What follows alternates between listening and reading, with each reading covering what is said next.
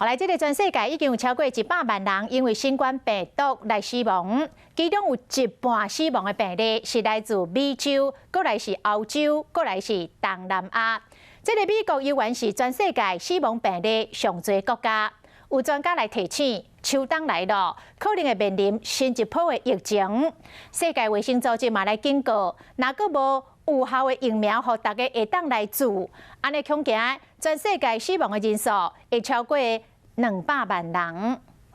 全球新冠病毒死亡病例已经超过100万人了，并且有超过3300万人确诊。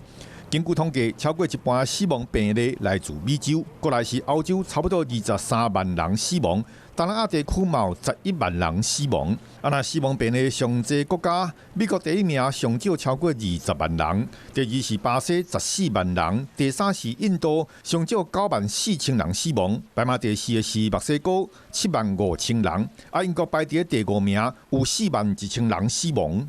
另外，北半球的国家疫情嘛愈来愈严重。美国有21个州通报确诊病例升悬10%。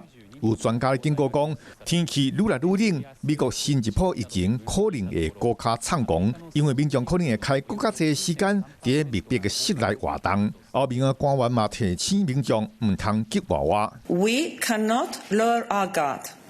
This crisis is not behind us. Moreover, autumn and winter are the time of the year for more respiratory illnesses, including seasonal influenza. 世界卫生组织嘛咧警告讲，伫出现有效的疫苗广泛使用进前，全球的死亡病例恐惊会突破200万人。若是国际社会无要合作对抗病毒，这个数字可能会继续升悬。